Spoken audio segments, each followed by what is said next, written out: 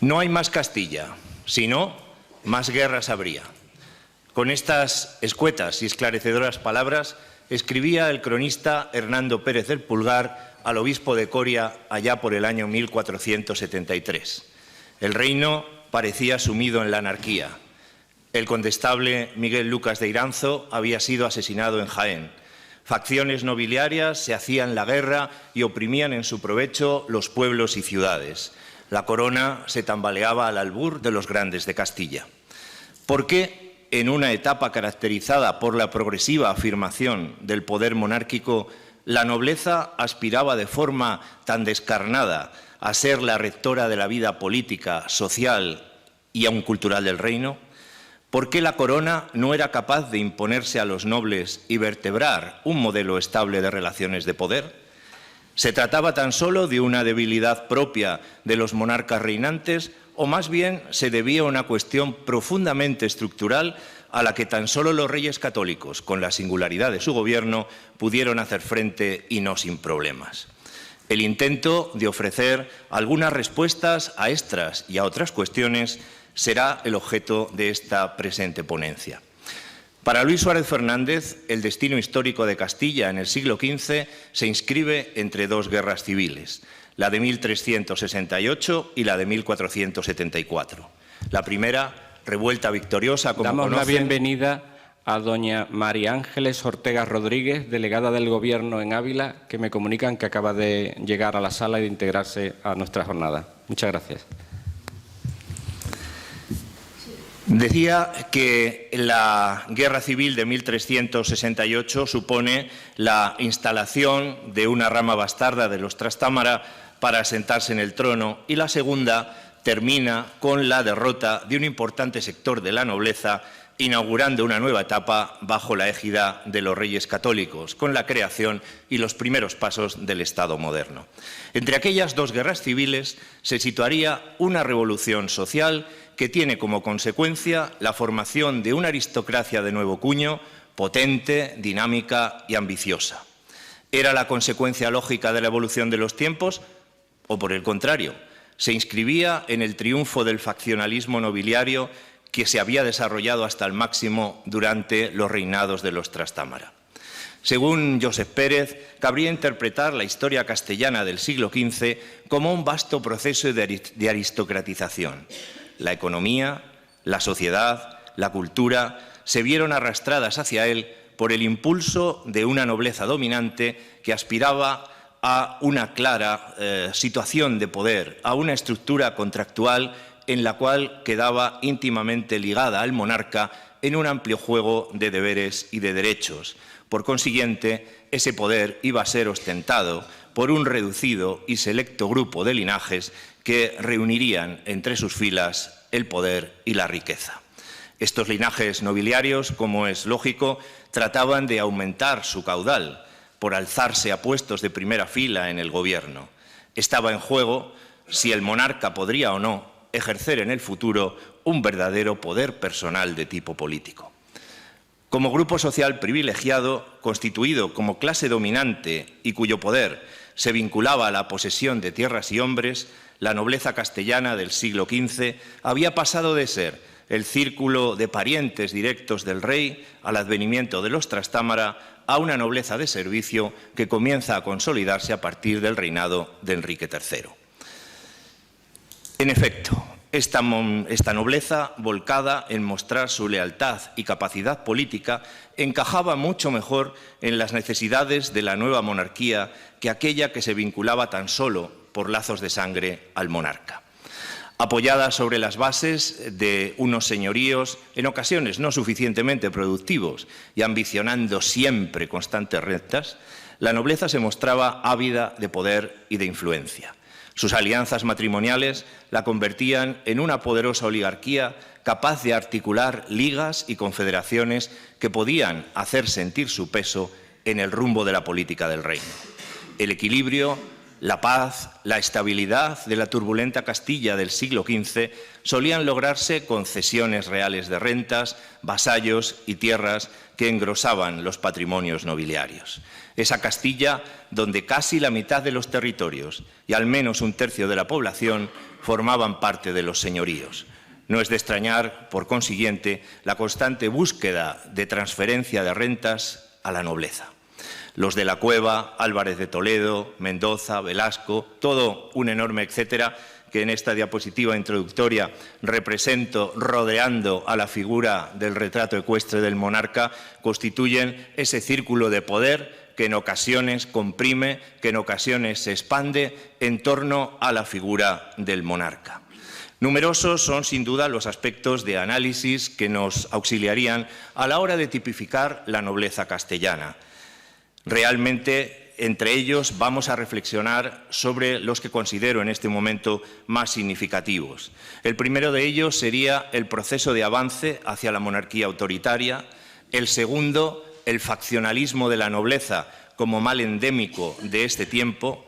El tercero, la importancia que todavía ejercían, sin duda alguna, los grandes maestrazgos de las órdenes militares de caballería hispánicas y, por supuesto, la imprescindible política de control y de sumisión de la nobleza que los reyes católicos llevan a cabo a lo largo de su reinado y que era la consecuencia lógica de tratar de impedir los desmanes que se vivían fundamentalmente en el reinado anterior de Enrique IV. Con respecto a ese largo camino hacia la monarquía autoritaria, habría que interpretar, y es la opinión que mantiene, por ejemplo, Nieto Soria, que el paulatino desligamiento del rey con respecto a la ley constituirá uno de los rasgos más característicos de la evolución del modelo monárquico de la Castilla del siglo XV, algo que queda expresado simbólicamente en una conocida cláusula cancilleresca, esa que dice «de mi poderío real y absoluto», a la que se recurría en muchas ocasiones para justificar una decisión del rey susceptible de ser contraria a la norma vigente. De forma lenta pero decidida, la imagen de un rey legislador no atado a las leyes se va confirmando como uno de los rasgos dominantes del sistema político castellano del siglo XV. La nobleza, afectada por este nuevo planteamiento, tuvo que incorporar la existencia del poderío real absoluto a sus propios conceptos políticos y plegarse o no a él según lo indicaran las circunstancias para proteger sus propios intereses políticos y estamentales. Es verdad que existen algunos precedentes de esta idea de avance hacia una concepción más absoluta del poder desde tiempos de Juan I, pero en realidad esa fórmula aparece sobre todo durante el reinado de Enrique III y más en concreto a partir del año 1395. El monarca dice textualmente: «Rey es señor de mi poderío real ordenado, e aún si menesteres absoluto». Es decir, que ya en las crónicas, en los documentos de Cancillería, aparece este tipo de planteamiento. Esta expresión, que para Ladero Quesada indicaría que, aun partiendo de una situación excepcional, el rey tiende a asumir que es conveniente acudir a este poder ordenado y absoluto cuando las circunstancias así lo exijan. En realidad, esta idea sigue avanzando y progresando bajo el reinado de Juan II, cuando el rey pretende en determinados momentos situarse por encima de las leyes ordinarias.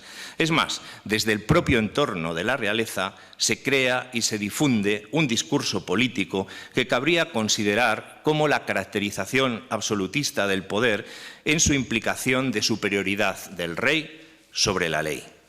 Además, y para lograr una argumentación mucho más poderosa, comienzan a menudear las referencias tocantes al origen divino del poder regio. Dice el documento de época: «Tan grande es el derecho del poder del rey, que todas las leyes e todos los derechos tiene sosí, e no lo ha de los hombres, mas de Dios, cuyo lugar tiene en todas las cosas temporales, el cual no es tenudo de juzgar según los dichos de los hombres, mas aún puede e debe juzgar su propia conciencia». Y no solamente los cronistas nos hacen un reflejo de esta construcción autoritaria del poder real. En algunas obras literarias de aquel mismo periodo comienza a plasmarse esa nueva realidad política. Así, el cancionero de Baena dice que sin poder absoluto del noble rey castellano, cuando yo afane e afano, es árbol seco sin fruto. También algunos otros literatos, y después José María Gómez ampliará muchísimo mejor todo esto que ahora les estoy comunicando, el propio Juan de Mena, en su Laberinto de Fortuna, además de ensalzar la figura del condestable don Álvaro de Luna, aboga por reforzar el poder del rey frente a una aristocracia que se muestra reacia ante ese afianzamiento de la corona. Esta situación es denunciada como peligrosa por las Cortes de Valladolid de 1442, las de Olmedo de 1445. En ambas reuniones resulta muy significativo que los procuradores adviertan de las graves implicaciones que el uso abusivo del poder real puede llegar a tener. Y así lo vuelven a poner de manifiesto una y otra vez, las Cortes de Valladolid del año 47 y en otros momentos subsiguientes. Aunque Juan II parezca avenirse, su política regia irá acentuando los rasgos claramente autoritarios y no limitados por normas, como una idea muy clara de caracterizar su propio poder. Incluso en un reinado en el que, evidentemente, las circunstancias del propio declive de la figura regia, como es el caso de Enrique IV, también nos encontramos algunos elementos que siguen navegando en esa lenta pero manifiesta singladura. Siguiendo de nuevo con la interpretación de Nieto Soria, podemos considerar que a mediados del siglo XV el reconocimiento de un poder absoluto en manos del monarca era un principio gubernativo respecto del que existía, pues no cabe duda, una clara sensibilización política. Y así lo demuestra su utilización por los distintos monarcas. La relación entre monarquía y poder real absoluto no se polarizaba, y esto también hay que tenerlo en cuenta, en una opción plenamente absoluta y en otra opción plenamente antiabsoluta, sino que las opciones de juego eran una monarquía que podía ser ordinariamente absoluta y otra que de manera excepcional ejercía poderes extraordinarios por encima de la ley. Desde los criterios nobiliarios señoriales, tal como quedaron expresados en la sentencia arbitral de Medina del Campo de 1465, se reconocía la necesidad de un marco de discrecionalidad en el que se estableciera una relación tan estrecha entre gracia y poder absoluto que no se entendía la una y la otra, aceptándose la necesidad de esta componente graciosa como algo inherente a la formulación del propio poder del rey. Es decir, el monarca, si se sitúa por encima de la ley, también puede ejercer ese derecho de gracia absoluta independientemente de la autoridad de los tribunales, lo cual indudablemente ya se le está adjudicando una función que excede a lo habitual. Bajo el reinado de Enrique IV entraríamos en una fase en la que comenzaba a superarse desde la perspectiva nobiliaria la idea de un poder ordinario sujeto al cumplimiento de las leyes y un poder extraordinario y excepcional en el que se encuadraba el ejercicio de la dimensión absoluta del poder real, pareciendo percibirse desde la nobleza una tendencia a la normalización, es decir, a la aceptación de esa existencia de un poder real absoluto. Consecuencia de lo anteriormente expuesto, y continuando con esta línea argumentativa, hasta la nobleza más partidaria del rigor en la limitación del poder real consideraba que no era precisamente deseable que este poder absoluto naciente del rey desapareciera, porque indudablemente constituía una fuente de honores y un elemento muy útil también para los propios intereses de la nobleza. Solo así podríamos llegar a comprender cómo los reyes católicos, cuando comienza su reinado, interpretan este derecho real absoluto como algo absolutamente natural, y también la nobleza que apoya su causa. De ahí que fundamenten sobre él muchas de sus decisiones, sentando en buena parte las bases de lo que luego habría de ser la monarquía autoritaria. La nobleza del siglo XV es una nobleza fundamentalmente faccional. Comenzábamos esta ponencia con una frase de Hernando del Pulgar, y a su autoría pertenece también este otro fragmento que ilustra como pocos la realidad del faccionalismo castellano. Dice el historiador y cronista: «Vuestra casa fue receptáculo de caballeros airados y descontentos, inventora de ligas y conjuraciones contra el cetro real, favorecedora de desobedientes y de escándalos en el reino. Dejad ya, Señor, de ser causa de escándalos y sangre. Dejad ya, Señor, de rebelar y favorecer rebeldes a sus reyes y señores. Cesad ya, por Dios, Señor, cesad, y al menos tened compasión de esta tribulada tierra. No hay bajo el cielo reino más deshonrado que el dividido».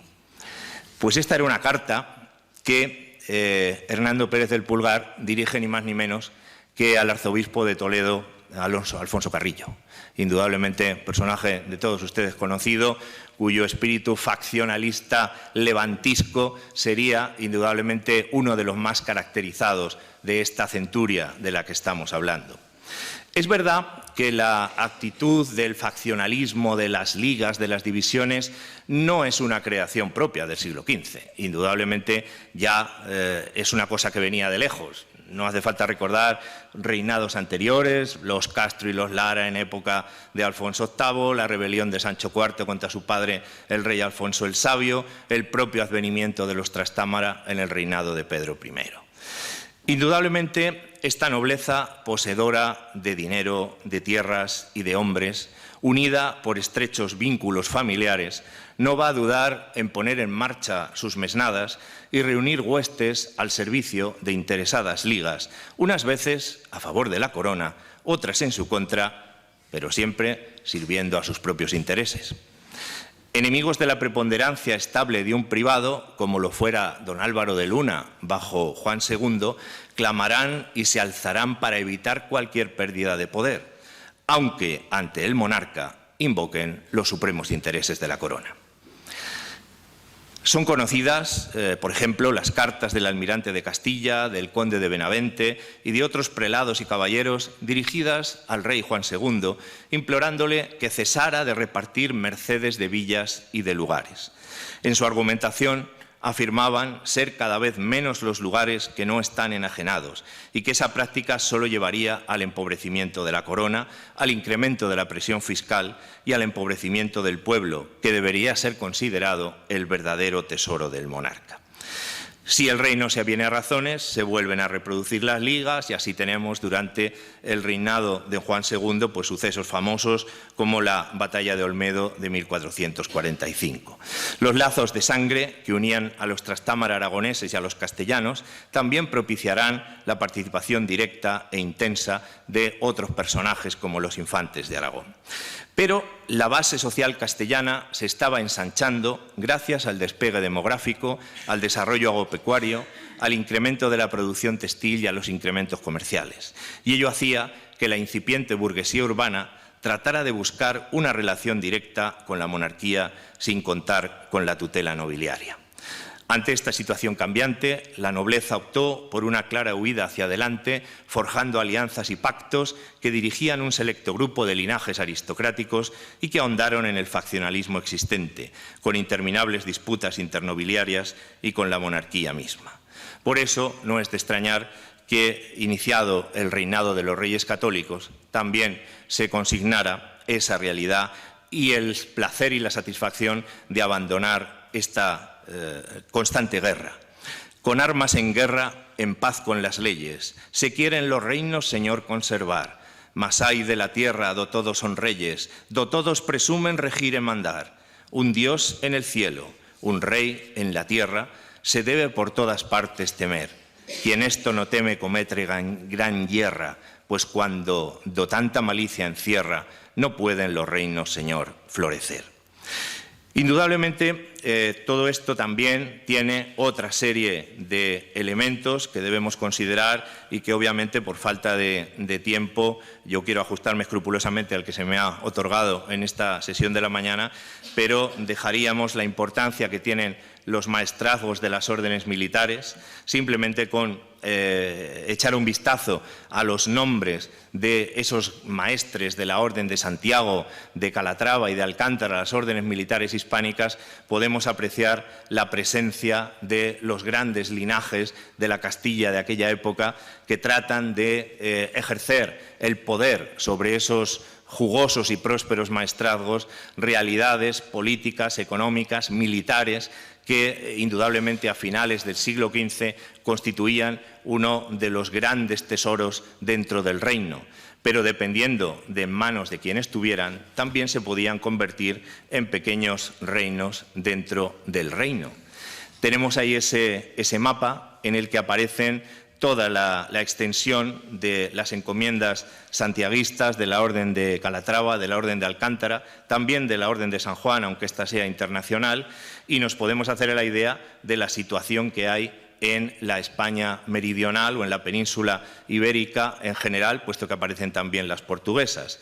Esos reinos dentro del reino debían inexorablemente ser sometidos también al control de los reyes católicos, quienes en un proceso realmente muy corto de tiempo, en apenas 6 años, van a irse ganando, gracias a distintas bulas pontificias, la autoridad y el gobierno de las órdenes militares de caballería. De esta manera, muchas disputas, muchos conflictos en los que las órdenes estaban implicadas van a ser evitados. Insisto en que en la próxima lectura de la publicación de las actas de esta jornada tendremos oportunidad, o tendrán ustedes, si así lo estiman conveniente, de conocer algo más de esta situación.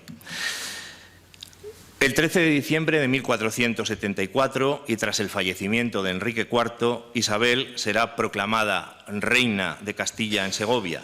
Muchos miembros de la nobleza se negarán a reconocer los derechos, pasando a defender los de Juana la Beltraneja, no dudando incluso en auxiliar la invasión portuguesa de 1476.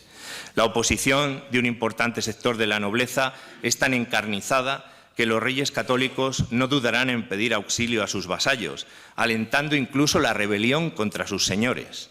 En este contexto hemos de entender la carta que expedían el 26 de abril de 1476, en la que garantizaban a todas las villas y ciudades de señorío que se alzaran por la reina que quedarían integradas en el patrimonio real. Sin duda era un arma de doble filo, y los reyes católicos lo sabían muy bien. Por una parte, se apoyaban en los sentimientos antiseñoriales latentes en muchas partes del reino con el objeto de debilitar a sus rivales políticos, pero por otra, son bien conscientes del riesgo que entrañaba perder el apoyo de los nobles que les eran leales y que sin duda verían con desagrado una multiplicación generalizada de estos movimientos antiseñoriales. Isabel y Fernando nunca se propusieron desencadenar una persecución sistemática contra la nobleza como estamento. Bien es cierto que procuraron reintegrar en el patrimonio real aquellos territorios que fueron enajenados durante los turbulentos años del reinado de Enrique IV y que en esta defensa del patrimonio real fundaron buena parte de su propaganda. Pero siguiendo a Josep Pérez, nunca entró en sus planes, como se ha escrito a veces, acabar con la monarquía, ni siquiera, por supuesto, humillarla. Los reyes católicos castigaron en primer lugar a aquellos grandes que sostuvieron las aspiraciones de la Beltraneja, para luego pasar a ejercer la actividad de los nobles y su control, de tal modo que ya no supusieran un peligro ni sombra para su gobierno. Este planteamiento de presente y de futuro justifica plenamente tanto el rigor que emplearon contra sus enemigos como su voluntad de recompensar a cuantos les habían sido leales mediante la concesión y creación de nuevos señoríos. Tras la Guerra de Granada, fueron varios los nobles que se vieron favorecidos con donaciones por sus reyes: el duque de Medinaceli, el conde de Tendilla, el duque de Alba, el almirante de Castilla, el cardenal Mendoza e incluso alguien tan poco propicio para la causa de los reyes como el marqués de Villena. Los reyes católicos nunca ignoraron la importancia del hecho señorial, bien al contrario. Fueron muy conscientes de la necesidad que tenían del apoyo de la nobleza como estamento y como fuerza militar, ya que junto al clero constituían uno de los pilares en los que debía apoyarse la monarquía y el naciente Estado moderno. El régimen señorial era parte constitutiva de esa estructura. Los grandes y títulos de Castilla, con sus inmensas propiedades, se van a convertir en los mejores aliados para el mantenimiento y el reforzamiento de ese poder real. Pero los reyes católicos sabrán contrarrestar con gran habilidad el poder de la nobleza. Para ello, Isabel y Fernando se apoyarán preferentemente en las ciudades y en los letrados, cuya ciencia jurídica era cada día más necesaria para poder desempeñar los cargos administrativos del emergente Estado moderno. Los letrados empiezan a entrar en competencia con los nobles y a sustituirlos en los consejos y en la administración. Los reyes católicos inauguran de este modo una práctica que continuarán Carlos V y Felipe II. Los grandes servirán en los altos mandos militares, las embajadas, los virreinatos, pero por lo general procurarán no confiárseles excesivas responsabilidades políticas. Un poder real fuerte lleva aparejada la desconfianza hacia la alta nobleza, considerada desde la época de Isabel y Fernando como una amenaza para la preeminencia de la monarquía en los asuntos políticos. Terminaban así las intolerables privanzas de los grandes que habían protagonizado los reinados de Juan II y de Enrique IV. Llegaban tiempos nuevos en los que, citando y ya para ir terminando, lo que decía Fernando del Pulgar: demos gracias a Dios que tenemos un rey y una reina que no queráis saber de ellos, sino que ambos, ni cada uno por sí, no tienen privado, que es la causa de la desobediencia y escándalos de los reinos. El privado del rey, sabed que es la reina, y el privado de la reina, sabed que es el rey, y que ambos oyen y juzgan y mantienen el derecho acabando con todo escándalo. Sirvan, pues, las presentes reflexiones para situarnos en esta época cambiante, en este otoño de la Edad Media, que da paso a los albores de un tiempo nuevo, en estos años en que, bajo el gobierno sabio, prudente y recto de la reina doña Isabel, Castilla sería conducida a los umbrales del mundo moderno. Muchas gracias.